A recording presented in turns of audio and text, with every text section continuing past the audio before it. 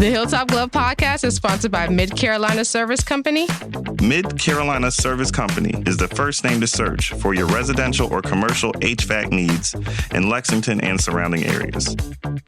Just go holler at Jason and Clint. They'll hook you up on the air conditioners, on the restaurant equipment, refrigerators, refrigeration, ice machine repair. They've been doing this for years. I know them cats forever. Family owned and operated since 2006, they pride themselves in their quality work and customer relationships. Call 803-356-4153 or visit midcarolinaserviceco.com for a no obligation quote for service today.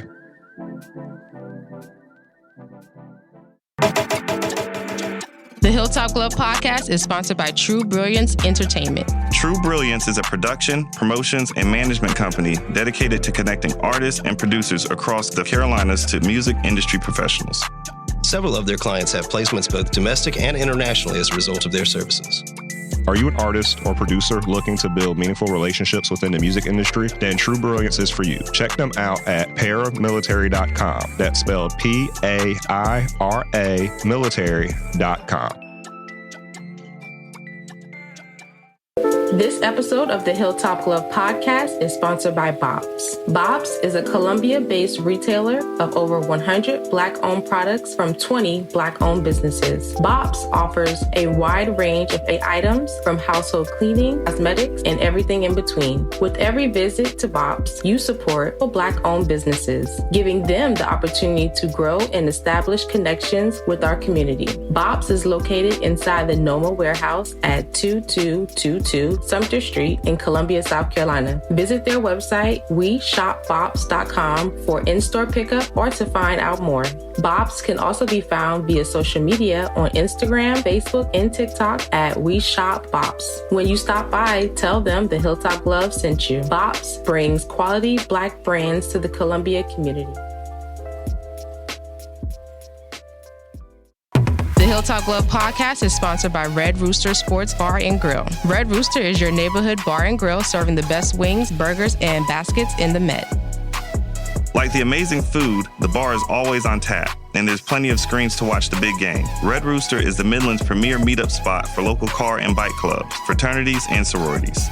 Staff is dedicated to accommodating all kinds of parties and events. If you're looking to catch a game, have a bite, and a drink, look no further than the Red Rooster. Red Rooster is located at 7500 Wilson Boulevard, Columbia, South Carolina. For more information, visit redroostersportsbar.com or visit them on Facebook and Instagram at Red Rooster Sports Bar. Go where the winners go.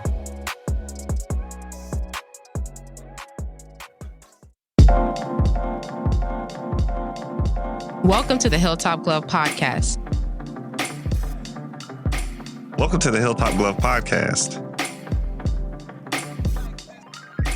Welcome to the Hilltop Glove Podcast. Welcome to the Hilltop Glove Podcast.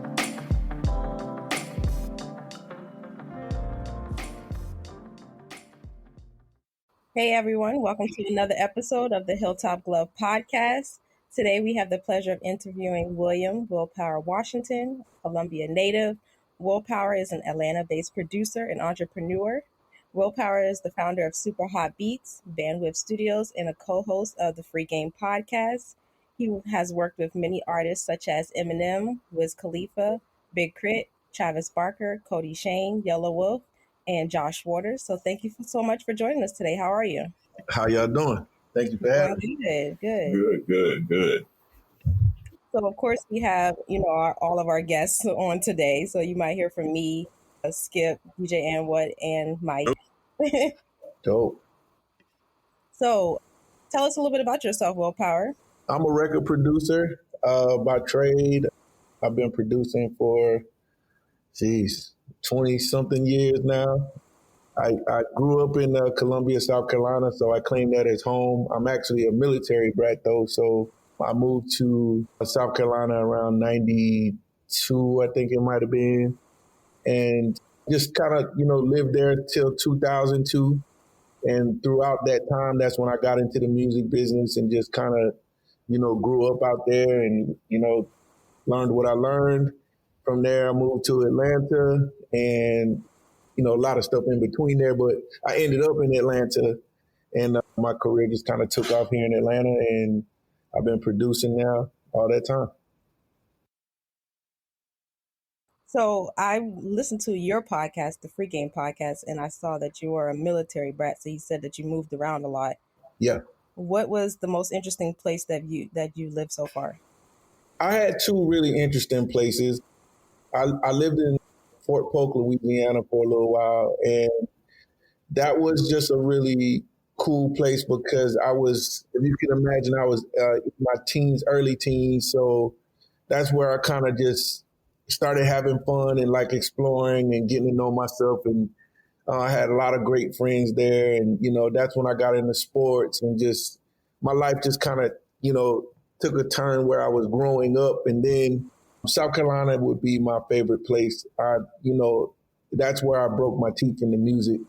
Started out singing out there when I was really young and was in this really semi-famous group back then. We had a group called Beige a long time ago. And then I went on to another group called 55. And I loved it because it was the place that it just really helped me, to explore my music needs. You know what I mean? So I would say South Carolina for sure. I graduated from high school, and even in sports, I excelled in sports out there, and just, I just loved it. So, yeah. That's the first thing I've ever heard someone say South Carolina is their best state. I mean, I spent most of my life trying to get out of here. Yeah. And then I realized, man, it's actually pretty damn cool, and the people cool. Yeah, I will say, that I left because I did have a ceiling. You know what I mean? Right. I definitely hit a point where it wasn't much else that I could do in South Carolina. But, it was like a great battleground for me. It was a great testing ground. Like, South Carolina is where I learned how to, produce my music. It's where I learned how to open a studio. I was like one of the first people in town who had a commercial studio when everything went digital. When I started producing in South Carolina, I had a storage unit out on Fernandina Road. And at the time, those storage units were going for like $40 a month. And the back half of it was a storage unit, and the front half was an office. And the office used to have a 2-hour timer on it where you could only turn the lights on and the air on there for 2 hours and it would cut off. Well, so I rented one of those and set up my whole studio in there, and we rigged the light thing to where it wouldn't cut off at all day. And, I know for a fact that I'm the reason that those U-Haul units are now like $700-800 a month. Wow. But I was literally the first person to do that, and I created just an ecosystem for music there. And I was, for a long time, man, I was like pretty much the only guy outside of Strawberry Skies that had a functioning studio and was making bank. I could proudly say I made like $88,000 that year, my first year in business out there, just selling beats. And yeah, that's a legit grown ass job. Yeah, it was legit. It was super legit. And it was 2001, 2002. So if you can imagine, like, that was super good even back then. Oh, you know what I mean? Yeah. And my business just kept growing. The word got out in the streets that I was over there producing. And luckily I had some, pretty decent beats then. So, I parlayed that into getting another unit out there, and we turned that into my booth. So I had an office space that I ended up making the control room. And then the one next to it, I ended up turning the whole office into like a recording booth. And then I ended up getting a third office because after we did the music, everybody was like, well, I got these songs, but how do I put them out? So we ended up doing graphics and videos and photos, and we just ended up turning it into a full service operation. And yeah, and that's why you were looking like Hicksville, USA. I was, it's crazy. And a lot of people do not know that started in 2000. That's when I broke my teeth and all of that stuff then. But even today, like my business, I still have the same business model, just on a larger scale here in Atlanta. And so yeah, man, it was definitely South Carolina for me as a young, and that was the place that helped me realize who I am and what I want to do in my life. So that's why it's so important to me. How old were you at the time? Then I was early 20s, man, shoot. Yeah, like 21, 22, something like that. Yeah. That's something like, I don't know about all of y'all, but when I was growing up and interested in arts and music and all of that, there was always voices that were like, you gotta find something that you're gonna make money at. And if you in your early 20s doing exactly what you love doing, making a grown ass income, like that's the dream. You ain't got to be superstar. You just have to do what you want and get paid. Yeah, like and being a producer now is like a normal conversation. It's a normal, title. People are familiar with it now. Back then, bro, imagine going home and me telling my mom and dad that, I'm not going back to school. I'm not going back to work. This is what I'm doing. And, rap music at the time was like a hell no to parents. And so it was super different then. You know what I mean? Like they weren't familiar with it. Like they were like, what are you talking about? But, it took a long time for me to be able to prove it. But, once you start sustaining for yourself and you're able to pay your own bills and buy your own cars and do whatever it is you want to do, people start to change the way they see it. And, I didn't know then, but I was right. And now it's real easy. We always have great conversations about what they thought was stupid back then. And now they just kind of respect me for, the choices I made back then. Yeah. Because that's the other thing, because this is right about the same time that me and Kev were making music, right? Yeah, this was. Yeah, I remember. And, at that time,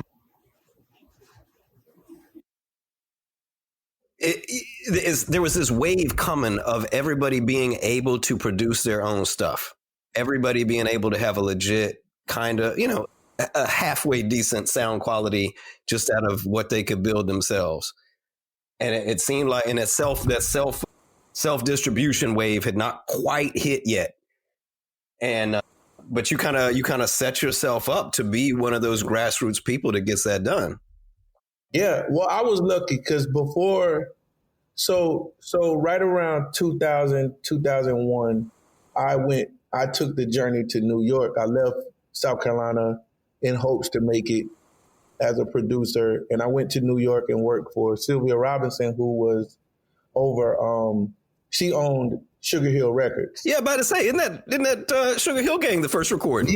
Yeah, man. Yeah, it was probably my most learning experience ever in the music business because I sort of got ripped off.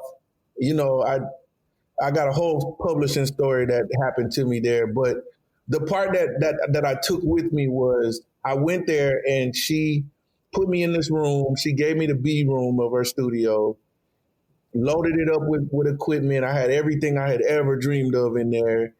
And I was in this building with like 10 other producers.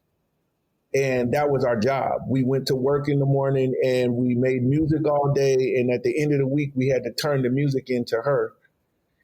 And her company would shop the music for us. We'd get placements, and that was the business, Unfortunately, like I said, I signed a really bad contract with her. And so I didn't end up staying very long, but I was there long enough to learn the business. And that's what gave me the idea to come back and put that same play together in South Carolina, except I just didn't have other producers. It was just me. I realized at that point that like being a producer is a lucrative job that you could, people will pay you for what you do. You found value in it. That's good. Yeah. Yourself. So as a music producer, you play many roles such as scheduling sessions, supervising performances, and bringing the artist's life to ideas. What would you say is the toughest lesson you've learned pursuing this career? I think the toughest lesson for me has been finding the artist that can withstand what it takes to do. Expand on that. Yeah. So like I said, when I went to New York, I met Yellow Wolf there, which a lot of people don't know that I met Wolf in 2000 and brought him back to South Carolina. When I came back, we were all over the Carolinas just trying to get on. And we didn't get signed until 2010. So we're talking 10 years. Yeah. Yeah. And when I tell you, like, yeah, super downs. Some ups, but way more downs. You know what I mean? But we got on together. And so what that taught me was how to just like have some stick-to-itness with an artist and how to develop it and how to change the sound and pivot when things aren't working and yada, yada. So fast forward, I have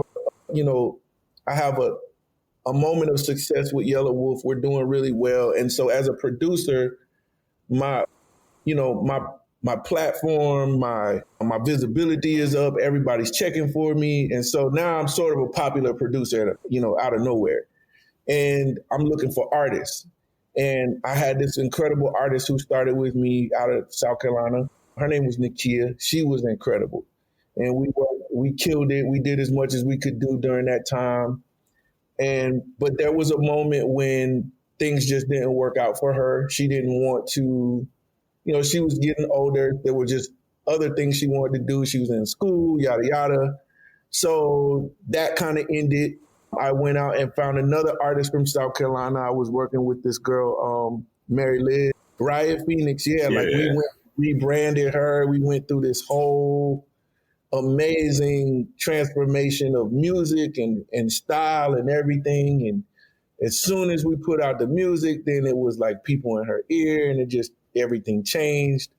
That ended up, breaking down. Shortly after that, I had another artist. I had who at the time I was dating this artist's mother. So I ended up developing this artist, Scott Morales, who was, we started working with her from age 14 and she's like 20 something now.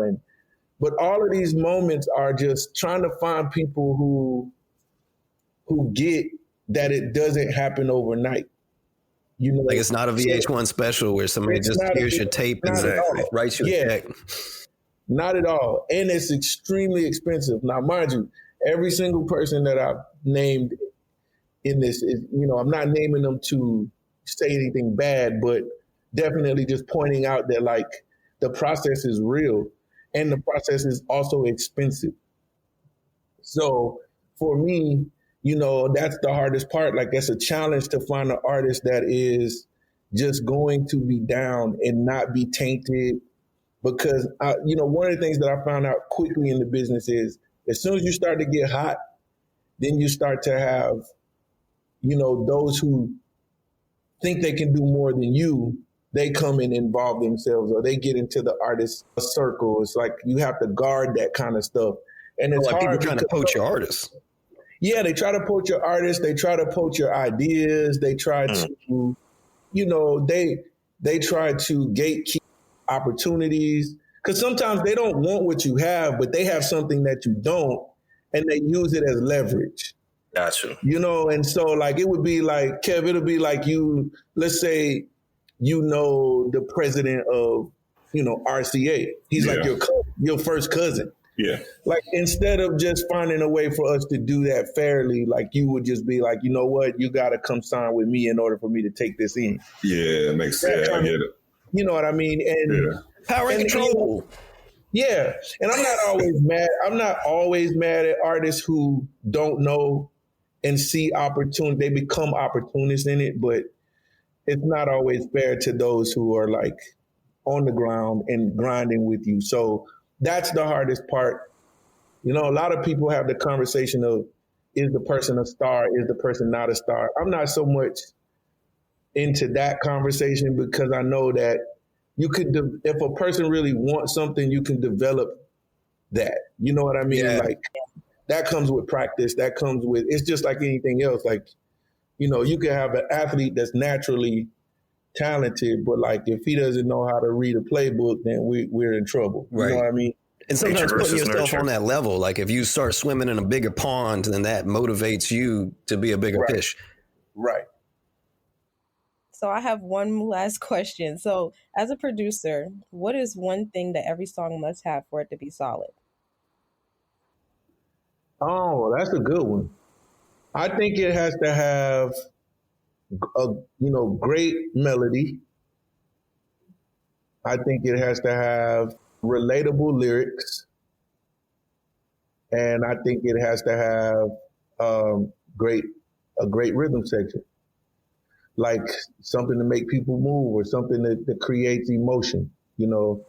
And that's, I mean, every song doesn't have drums and rhythm, so but you kind of see where I'm coming from, I guess. Yeah, the rhythm can come from somewhere else. Yeah, it can come from somewhere else. Yeah, like if the song flows a certain way, and people just need to be able to identify emotionally to it. And I think that's really all it takes to make a great song. I think people overthink it. I think that when people start to use the word hit song, it gets weird. Especially now. Like, what does that mean? Yeah, it doesn't mean anything really, and it never has. And that's the funny thing. Like, as I've grown into this industry, like I understand the workings of it now. It's never really been about the song. It's always been about the placement and the marketing of the song, and what brands were attached to it. Like, Whitney Houston's biggest song, that I Will Always Love You song. It was huge because of the Bodyguard movie. Like, it was things that were attached to it that just made it amazing. You know what I mean? It was amazing. That marketing machine. Yeah, but it was so much more that went into it. And so that's the other part of working with artists and new artists, that, they just think because they did something dope that the world's going to love it. And with Married Liz, with Riot, that's sort of what I went through. I think there was this high expectations of like a huge amount of success after the first release. And it was like, no, this release wasn't supposed to do nothing but tell people we were here. That's it. It wasn't. It's not supposed to change your life. It's supposed to, create a buzz. And so that's what goes into songs. I didn't want to get off too bad. You remember the eargasm? No. Man, we used to talk about this back in the day. We used to talk about every song has got an eargasm moment. Every good song. Yeah. It might be the bridge. It might be the hook. It might be the little baby crying in the background, the Timbaland track. Like, but it's one little thing that makes you go, that song right there. Yeah. One went the extra mile. Yeah, for sure. Yeah. Mm-hmm. I think that as you work, you find those moments.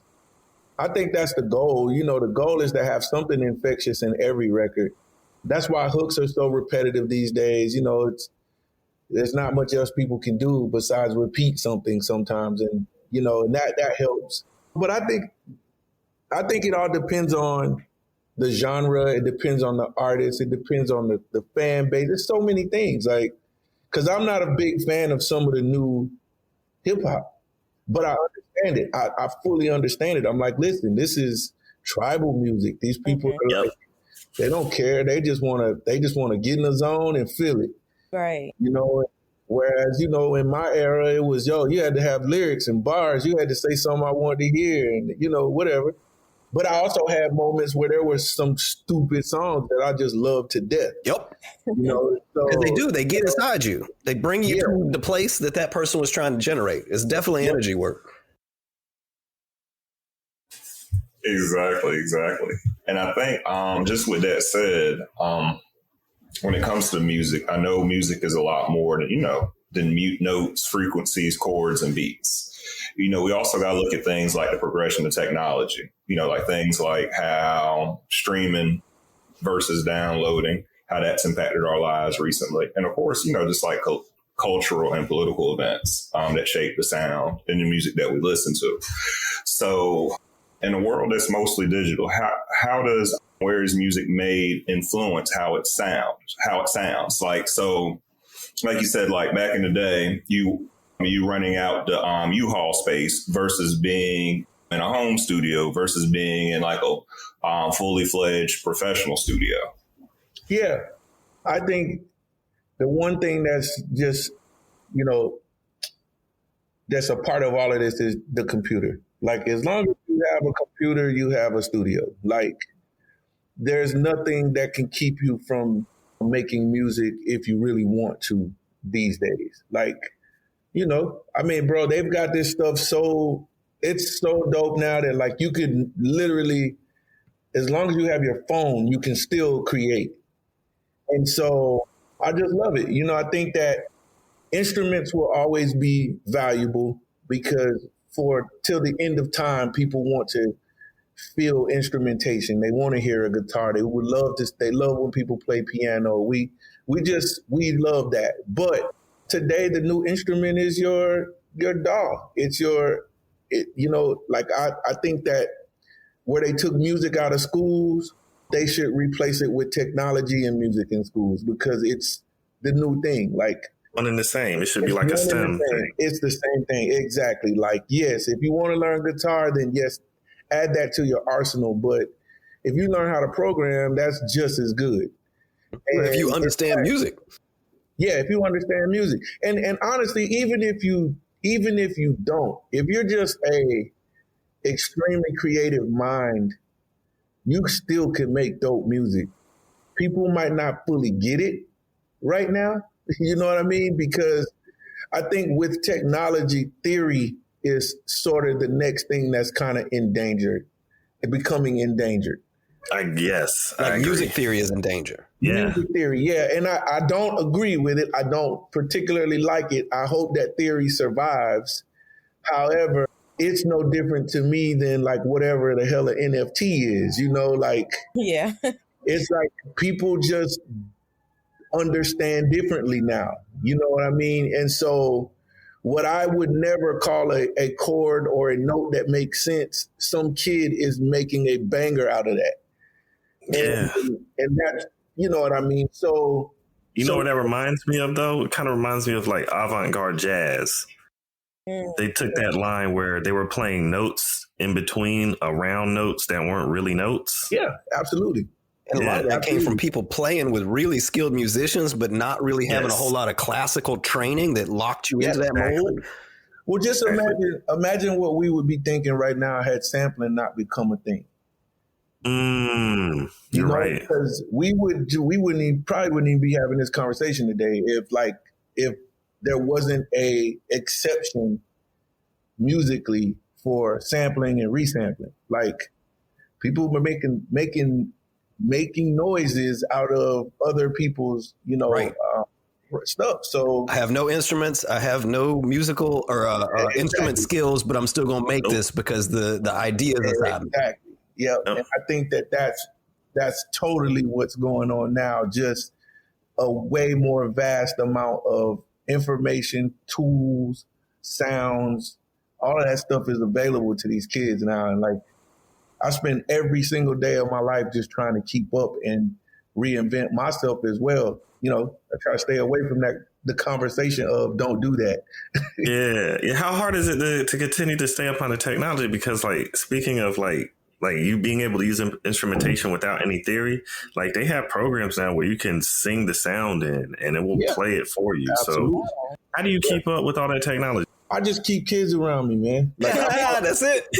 Real talk, bro. Like I really do have a young group of people around me, man. Like I've got my professional crew, which is, my age group, but man, I love going and hanging out with these young folks, man. And, I don't go to clubs and all that. I just mean like in my studio, like I totally encourage try anything. And then let me know what that was. You know what I mean? Show me how you did it. That's what I'm interested in because I already know that like so many people,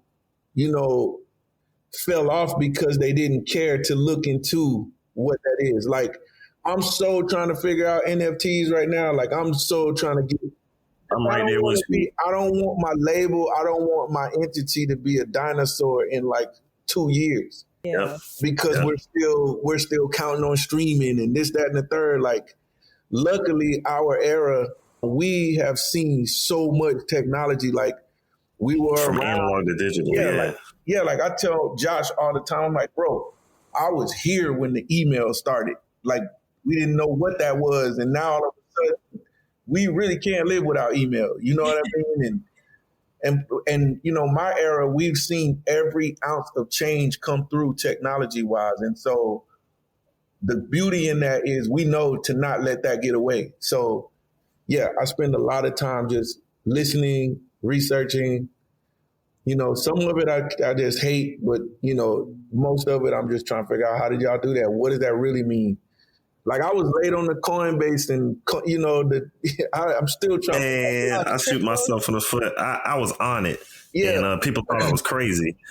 And man, I had my doggy coin set up so nice, and I got rid of it because everybody was talking trash about it. I was like, all right, let me move it into something more secure.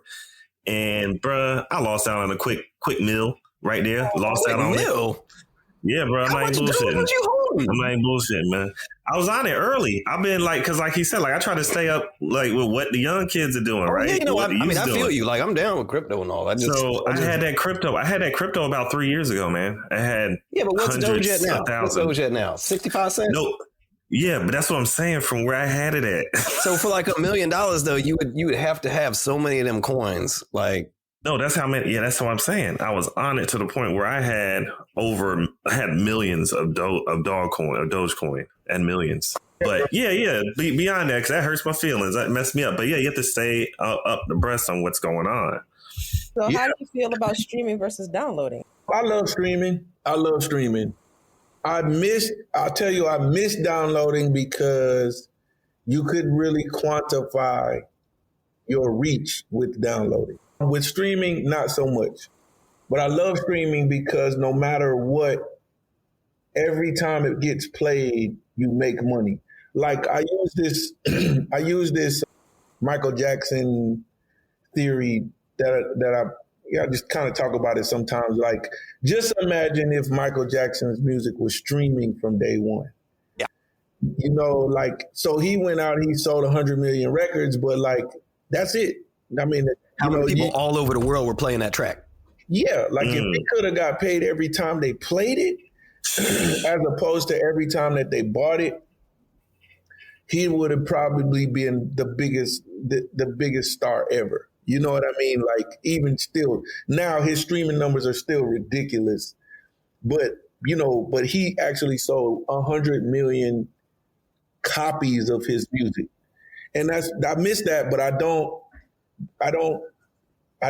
definitely thinking streaming that is a better platform. Now, I think it's really screwed up the way they pay, but whatever, you know what I mean? You can't, like, I don't even know how they would quantify it.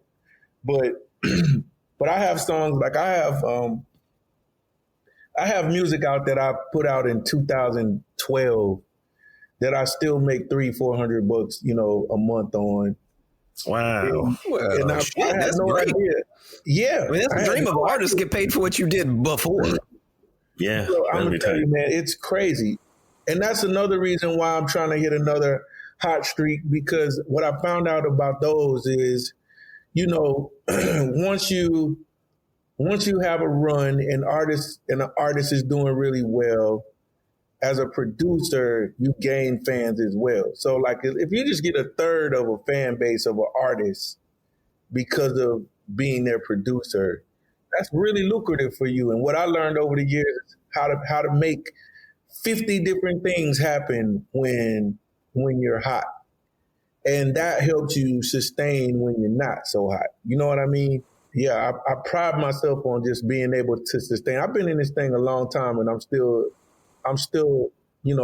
important to the culture. And so that's my goal. My goal is to not ever not be, I don't ever want to be counted out, because I found ways to stay important. Well, we're going to parlay this over into a different subject, but still related to your career as a creative. We always have positive recollections of early success, of course, despite the tough times and all the work that you have to do to create your vision and bring it to fruition. Could you describe to us your very first industry placement and how that changed your perspective on having a career in the music industry? Yeah, my first, it wasn't even like the record didn't even come out. Oh, no. It didn't even come out, but it was my first This was my first. There was this group called, man, what was the name of this damn group? It was T-Pain's group. It was a girl group that T-Pain had. Oh, geez, man, I'm blowing it. I can't remember the name of the group. Anyway, T-Pain's artist, we had this record called Check Me Out that we produced. And I was so excited about it. Sophia Fresh was the name of that group. Yes. Sophia Fresh. And it was terrible. The song was terrible, y'all. Like, I can't even. but at the time, it wasn't. At the time, it wasn't. We were all excited, man. But that's what helped boost it for me. It helped me understand, because this was also my first, considered to be a first major placement at the time. And it was also my first big record, big opportunity outside of like Yellow Wolf, who I was only working with him. Like, he was just my guy. We were working, together to do it. And I hadn't stepped outside of that much other than my own people. So it was a big deal. And going to T-Pain's house to record the record and just being in this environment, it really just like amped me up. But my official first placement was when we did the Trunk Music Project in 2010. That changed my life, because we did it. Yellow Wolf and I just decided to go and do it. And we brought it back to KP, Kawan Prather, who's a world-renowned A&R record guy who, he found T.I., he was a part of Outkast. This dude's got the most incredible discography and just history. But we brought the record back to KP from just Yellow Wolf and I just running off and going and doing this project. And we blew them away. And it was right at that blog era. It was at the height of the blog era. And we put the record out. It wasn't a major deal. It wasn't nothing at the time. It was just a mixtape. Man, that damn thing went crazy, bro. And like we put it out on the first of the year, 2010, by South by Southwest. That's when he got signed. Like, his shows were so crazy. He got booked for like 15 shows that year. Gosh, damn. So as soon as he touched ground down there, bro, he was show to show, like sometimes 3 shows a day. And they flew him directly to Jimmy Iovine's house from that. It was a number of good shows. It was insane. and if you ever looked into Yellow Wolf, like, he's a rapper, but he's really a rock guy. Yeah. So he's rapping and going crazy, but his show is like a freaking mosh pit rock show, man. It's insane. Yeah. So that changed it, man. And that was it. It was from that point, like, I went from, nobody knowing me, man, to like the entire record industry going, who the hell did these beats? And man, my stock went up quick, bro. And luckily I was already a lifer, in music. Like, I had already decided 10 years ago that I was going to be doing music. And when I started getting calls, I already had 2,000 tracks in my catalog waiting to play for people. You know what I mean? I already had a sense of business about me. And, I didn't have to rush into a bunch of situations because I was already like ready for it. So you're understanding, and this is what's cool to hear. Since you, as you said, you were a lifer in it, that changed the way that you experienced your first taste of what people, quote unquote, could call success in the music industry. Yeah. So what advice can you give to people who haven't had that experience, who weren't lifers, who weren't prepared to be ready for this? Like, how should they situate themselves to be ready for their success if they hit it? That's a loaded question, because the internet has ruined, in my opinion, it has ruined what the experience is for people. Because everybody, it's, the record industry's trash. Don't do this. Don't do that. You want to keep your masters. Just, it's so many incredibly crazy conversations out here. All these opinions from people that don't yeah, half of these people have never done anything, don't have anything to show for it. It's so bad. But for me, I just think you have to approach the music business the same way you would any business. And that's, you have to commit to it. Like, it's not a secret. It's commit to it, go through it, fail at it, win at it, fail at it again, win at it again. You know what I mean? It just never, it's not going to be perfect no matter what.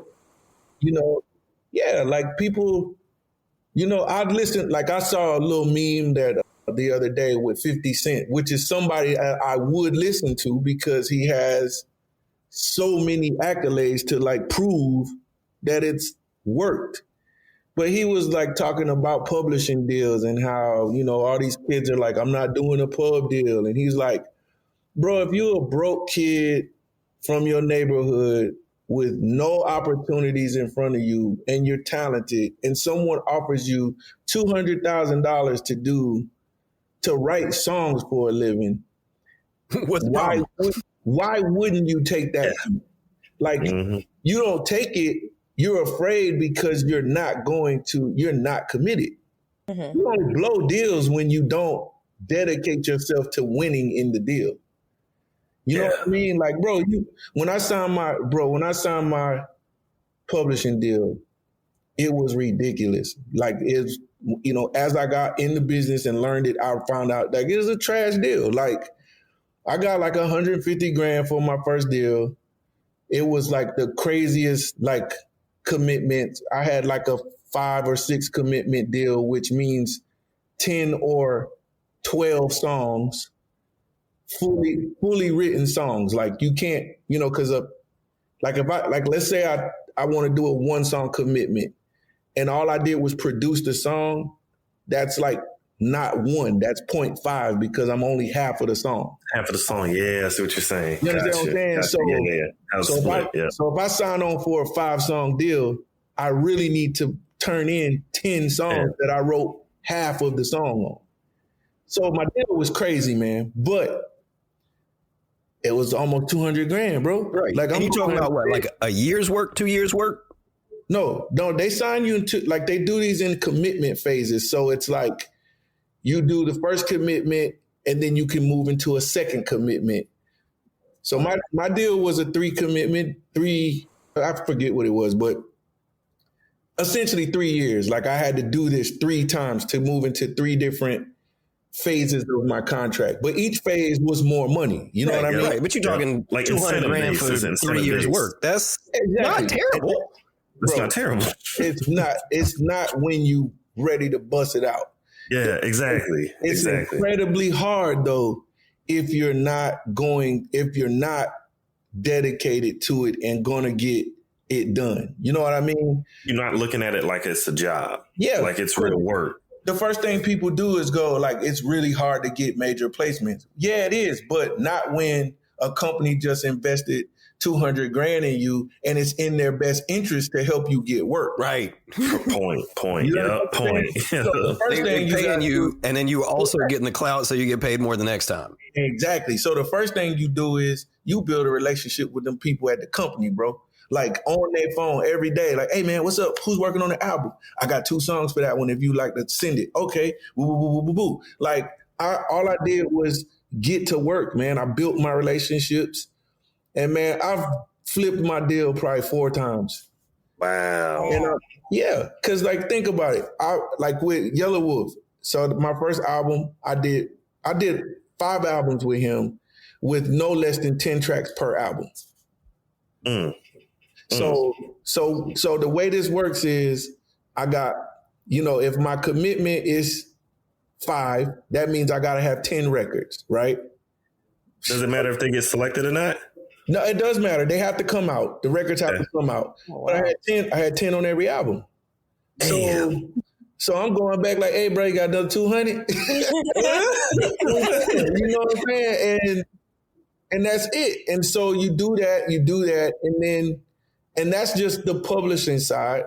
You have to remember that they also pay you, the label pays you advances for producing the records, which is also another couple $100,000.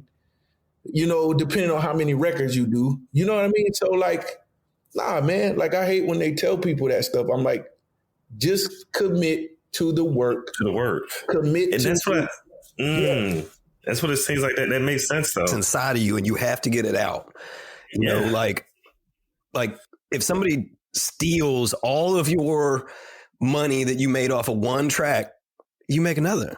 I mean, it sucks, but you will keep making tracks. Exactly. Yeah. None of that really matters when you are committed to the win, bro. Like it just doesn't. It's setbacks, bro. Those are all setbacks.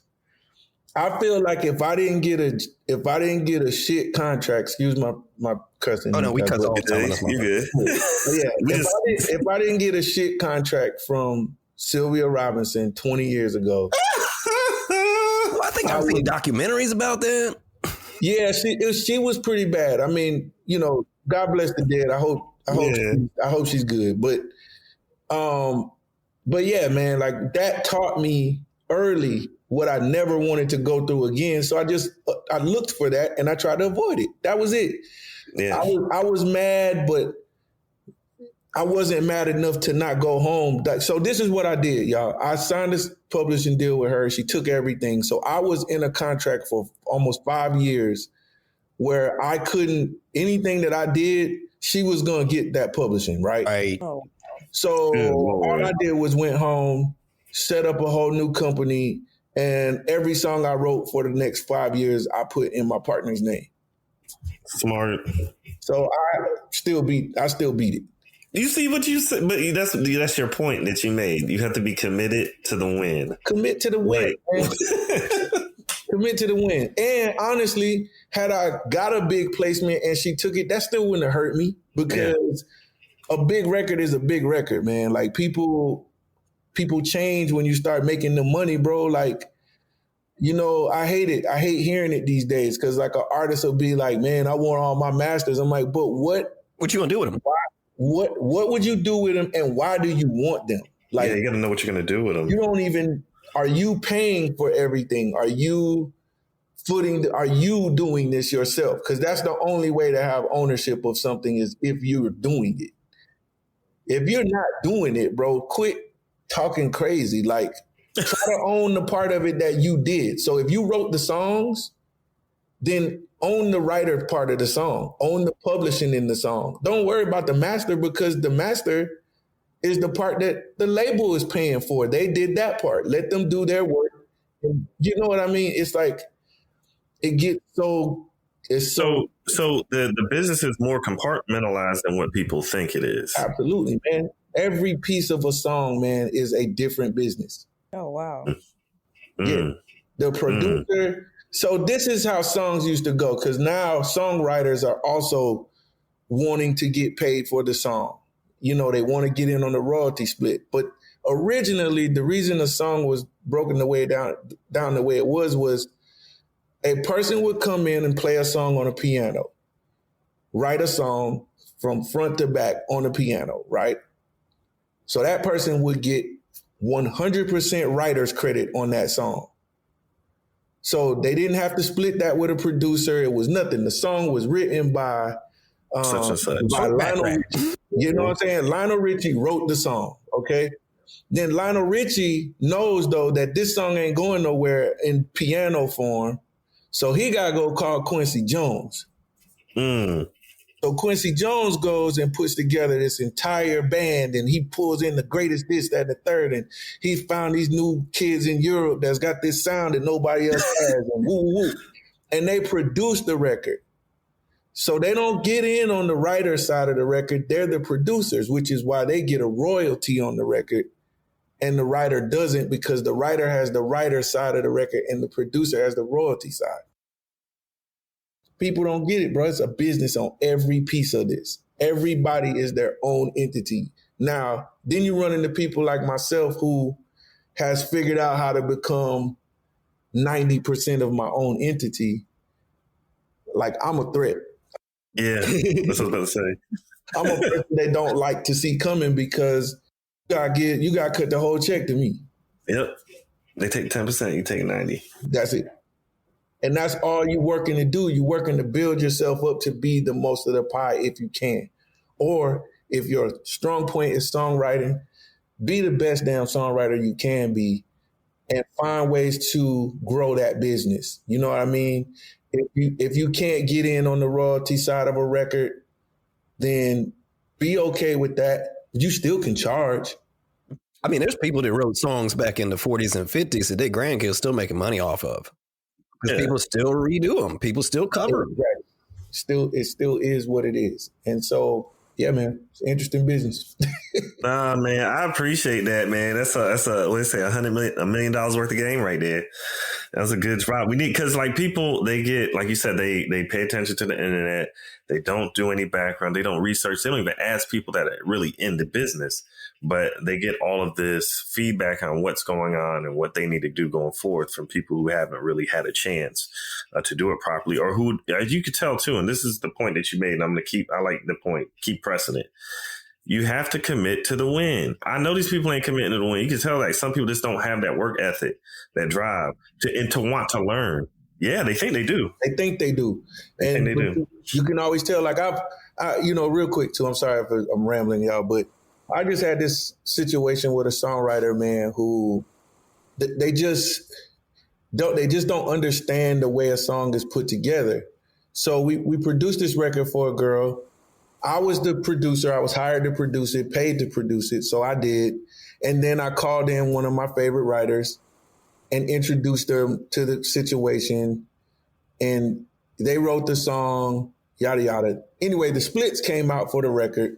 And I'm just a fair guy. My original thought in any record is split everything down the middle. You know what I mean? I never really, to avoid weird, odd conversations, there's two ways to split a record to me. It's what I like to call the Atlanta way and then the Nashville way. So the Nashville way is if you're in the room and you participate in the song, then the song gets split amongst everybody right down the middle. So if it's three of us, then, 33 and a third. You know what I'm saying? Whatever. Doesn't matter who produced it. Doesn't matter who wrote it. You just split the song. You know what I mean? That's the Nashville way. The Atlanta way is 50% is the producer, 50% is the writers. So if it's three writers, they got to split their 50%. Oh, wow. Yeah. You know what I mean? And then the producer side of it is 50%. It's basically just music and lyrics is the way they do it in Atlanta. Got you. Both of them are common too. Like it's not like any of these are the wrong way to do it. Yeah.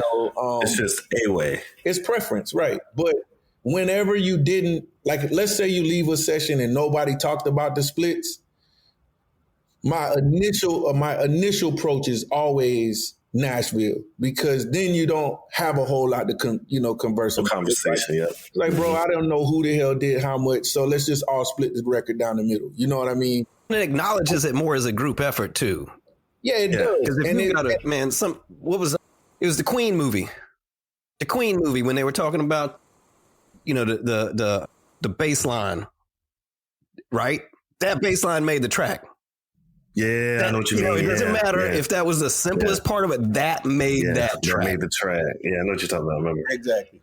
And so, but like me and this girl, we ended up like pretty much falling out over it because, she was just, adamant about getting more than the other writers because she did this much. And I'm just like, dude, you have to talk that out with the people who wrote the song with you. We ended up, I pretty much ended up just being like, you know what, have it your way. But what she doesn't realize is like, that's it. That's it for what we're doing. Yeah. Because there's so many things you have to consider in these situations. It's like, one, you were brought into the session reference wise. Like, so it was a reference. I referred you to this job. Which means this is relationship based off the top. Yeah. You know what I mean? Now, like I said, I'm not saying she's wrong in wanting what she wants because I'm okay with that. But like, I always suggest that when you're in the sandbox, play fair. Yeah. Like you would want anybody to deal with you. Yeah. Right. Because you want people to come back. You want it to be lucrative for them so they'll work for you again. Right. Now, mind you, here's the key to this conversation. I got 60 something placements, major placements under my belt. She has 0 placements in her catalog. And she burnt the bridge. Like, and the bridge is just gone. Yeah. It's like, I don't know what you're thinking. Like, talented probably will still succeed. I'm happy that, but I just feel like nobody's teaching these kids, man, how to present themselves in professional settings like this, because it's essential to your career. Yes, to your success. You have to. Yes. There's social skill, like your social skill. You got to realize there's a long-term play, and that's part of committing to the win. Is knowing that it's not just like you said. It's not going to happen tomorrow, not in 5 minutes. You got to put some grind to it. And that means effort and work and concentration. Yeah. Like, bro, Kevin, that would be like you introducing me to this play you were talking about earlier, man. And then I get in there and decide that, like, we're going to do this the way I want to do it. Not the way Kevin just told me that this is supposed to go. Right. Like I'm up in the DJJ, like just talking reckless to people, like, nah, you know what I'm saying? Like that would be that. That's the way it is to me. Yeah. Like, you can't do that. You have to play in the sandbox with everybody. And then there will be a time where you become what you want to become. And then, it is what it is. Up. Yeah. Y'all think that part of this is just because like the overwhelming media idea that you get about the music industry, the entertainment industry as a whole, is that it's dog eat dog and everybody's going to screw you over and everybody's going to try to take everything from you. And so if you coming into it as a kid that hasn't any kind of like real business experience kind of thing, you just are prepared. I got to keep my masters. They're going to fuck me over. Yeah, man. Listen, I hate it because it's not true. Yeah. There are definitely some crooked people, crooked entities. There's a lot to look out for. However, and I'm going to say this to my urban music makers, and I hate to even use the word urban. I'm going to just say it, man. Go ahead, say it. Black creators. Those of us who know we didn't come from, trust funds and things like that, where everything matters financially to us. If you come from nothing and you're coming into a multi-billion-dollar industry and you want to become successful in it, you have to have the mentality to play ball. Like, stop worrying about stupid shit. Because it doesn't matter, bro. Like, what you gonna argue with me over a percentage in a song that might not even come out? Very true. When you could be working on the next one. Or even stupidly, you want to argue over percentages of a song that we know is coming out. That makes no sense to me. I'm like, listen, man.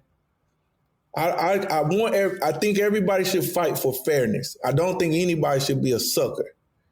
But I've seen so many people blow plays over stupid things like a percentage or two.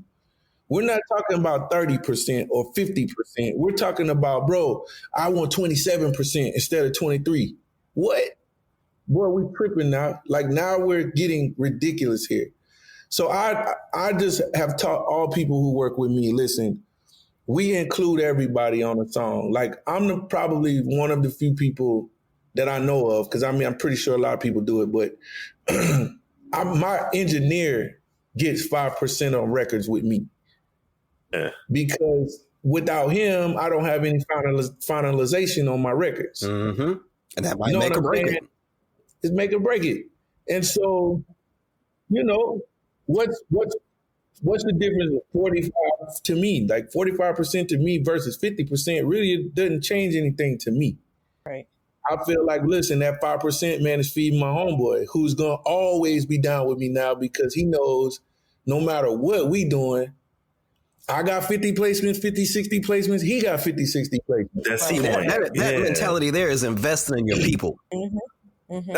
I don't know if that's an old school mindset or if it's just not taught anymore, because it seems like it makes sense. It's not a European mindset. Let me just go ahead and call that one out. Exactly, bro. It is, bro. It's really our own people sometimes. Like, we tend to crab in the barrel energy, bro. And it's like, man, get out of that space, because if you ever played sports, bro, you know, any type of team sport, bro, teaches you can't win by yourself, bro. It ain't. Exactly.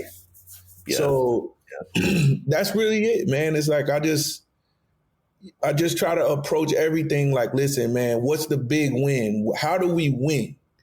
You know what I mean? If it means that that I can't have something in the situation that I thought I was deserving, then let's negotiate. And, you know, like I said, fight for what's real. Don't be a sucker, but at the same time, don't blow the plate because compromise. Yeah. Yeah. And I guess that moves us well into our next question. Sometimes in order to commit to the win and make it happen, do what you need to do to move forward, you sometimes have to go ahead and move from where you're at, change your scenery, flip things on people so that you can grow more than where you were at before. And I know with your situation, especially being from Columbia and moving from here after you built so much to Atlanta, and I know you talked about it a little earlier, what suggestions would you give to somebody who's interested in making similar moves? And how are you still connected to people back? So I'm not comparing myself to this person. However, man, Jesus left home, man, before people believed in him. You're right. So if my Lord and Savior, you know what I'm saying, can get up and go to get the word out, then I think that's proof enough that like that's what people should be doing. Like if you like work your system, bro. If it's working in your hometown, then work it until it doesn't, and then start to consider how to go about getting to growing it. You know what I mean? Now the beauty in today is there's the internet, so you could still be in Columbia, South Carolina, man, and taking over the whole world if you just know how to do it. You know what I mean? But I suggest going to where your industry is. If you want to get in the music industry, then you need to go to Atlanta. You need to go to California, LA, something. You got to find where the industry's popping. Just so you can be around the other people. Right? You need those connects. You need to know those people. It's not about you no more. Like if you're talented, then boom, you did your part. But what you going to do with it? You know, and that if you want to be successful in technology, bro, you got to go where people are investing in technology, where people are learning and teaching. You don't stay in Columbia if there's no tech world there. You know what I mean? Movies, if you want to get into movies, you have to go where they're shooting movies now, bro. Like you're not going to get a part in your favorite show if you're not where they shoot the show. Right. Yep. So it's really just some simple, to me, it's just really simple. Now, this is the part that people get tripped up on, man. If I ever catch a person wearing designer clothes, like in Columbia, South Carolina, if you're wearing Gucci and you're driving a Hellcat and you rap and you still in South Carolina, and that's where you always are, shame on you. Because what it costs to get that Hellcat and what it costs to wear that Gucci, you could have had 10 plane tickets to just drop into the places that you want to go to become great. You don't have to move. You don't necessarily have to move.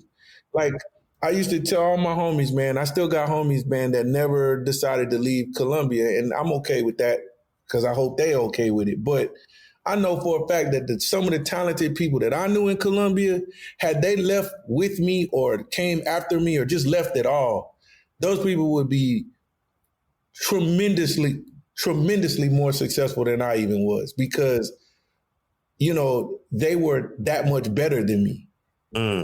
But they didn't want to leave, man. And it was like, bro, how you going to let a 3-hour trip in a car be not, ruin destiny? Right.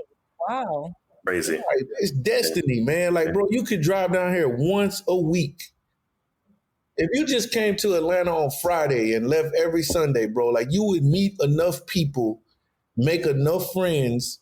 You could pull up to, bro, Atlanta's so crazy, you could pull up to just brunches and walk out of there with contacts. Yeah, network. Yeah.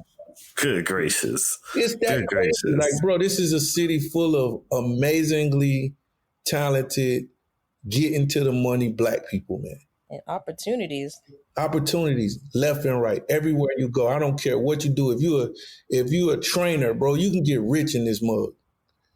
Dang, man. If you're a physical trainer, bro, if all you want to do is teach people how to run on a treadmill and lift weights, you get your Instagram popping, you find you 3 or 4, real quick, you find you 3 or 4 like influencer girls, man, that's already done paid for their body. Put that on your page and take credit for it, bro. And you out here, man. People gonna call you. I'm trying to tell you what I know, man. So what's your vision for Bandwidth with your studio? My vision is very clear for Bandwidth. We are working right now to become the next, I hate to say this, but we are the next LaFace Records. Hey. And I don't mean it in the sense of I'm trying to do what they did. I want to have the impact that they had. I'm a Face huge made fan. me proud to be from the South. Yeah, that was what it happened. That's really what I'm working on, man. Like, I want to be known for quality artists, quality music, quality mixes, quality branding, quality marketing. Like, whenever somebody says Bandwidth, bro, I want people to be like, oh, that's the shit, I'm going. I already know it. I already know what this is going to be. You know what I mean? Like, I want to get to a point that if I introduce an artist, like, all fans of our brand will be invested in that artist just because they know what we stand on. So the same way LaFace was, bro. And they said Tony Braxton, we didn't ask no questions. When they said Pink, what? Y'all got a white girl? What? We ain't asked no questions. You know what I mean? When they said Tony Rich, we was on it. When they said Outkast, we was on it. It didn't matter because we knew that them black people down there was excellent. And whatever they was doing, we wanted to be in on that. And to this day, 25, 30 years later, man, like we still talk about them. You know what I mean? Those artists are still staples in this community. Yeah, so to start wrapping things up, because we have another podcast to record, what projects are you working on, or can we see you on in the future? I'm working on Josh Waters right now. He's my flagship artist, and I'm super excited about this kid. He's from Hattiesburg, Mississippi, and he's got a single out right now called Cyclone, and it is almost at 4 million plays. Wow. It's insane. He's on tour. Y'all touring, right? Yeah, we just toured. We did a self-funded tour because the song hit 1 million plays in like a month. And we just, instead of panicking, we just went right into like survival mode and was like, let's get on the road and see what happens. You know, it's COVID season. So like we were scared, but we still did it. And it was amazing. People came out, the shows were like, we did like 100 cap venues. So small venues, but we were, we averaged 50 to 75 people a night. Some places filled all the way up to capacity. Atlanta had like 300. It was like a 300-person show. So that one was a big show. And a few other cities did really well. So, but yeah, it's Josh Waters. Y'all can go check him out, man. He's really dope. Yeah. See, and that makes sense. Like that's what we were doing. We just wanted to bring and that was what, 2 years ago? Yeah. See, so that's the stick to itness, man. He's the perfect artist for me right now. Like, he's kind of like he's creating a blueprint for what I want in artists. Not necessarily in genre, but definitely in commitment levels and all of that kind of stuff. So there's that. And then I'm back producing full time again. I don't know if you guys have had a chance to see my Instagram page, but like every day practically I put up the new beat. I've been getting my reps back up. I'm doing, anywhere from 3 to 6 beats a day and just really cooking. So, man, every day I try to post a new one. So just to kind of build up that consistency in content. And already, man, what I'm saying, I've already gotten 3 placements. I just started doing it the 1st of January, and I've already gotten 3 placements this year. So they're indie placements, but I still got them. It is what. Yeah. And it's crazy because my phone's been ringing. I've got managers hitting me, like telling me about these sync opportunities. So I just, I took a few years off to build the studio, build the brand, build the label. And this year I'm finally getting back into producing. So expect to see me get this. I'm finna get it off this year. I'm just letting y'all know. Okay. Yeah. Interview now. So, drop your social media information, how people can contact you and your podcast, stuff like that. Yeah.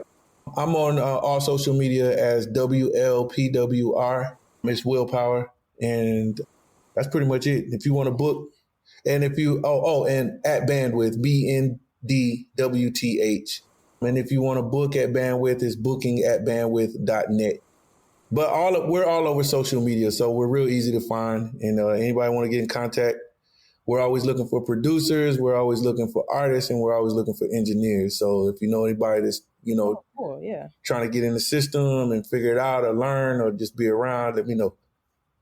Yeah, definitely. This is a podcast.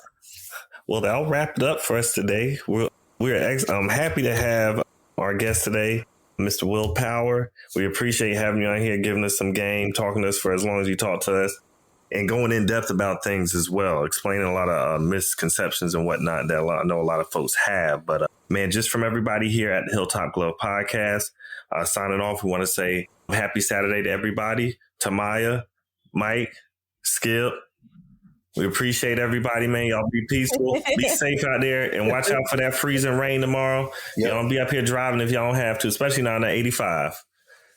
All right now, peace. That's it for today's episode of the Hilltop Glove Podcast. Make sure to subscribe to us on Apple Podcasts, Google Podcasts, and other platforms. Also follow us on Instagram and Facebook at Hilltop Glove.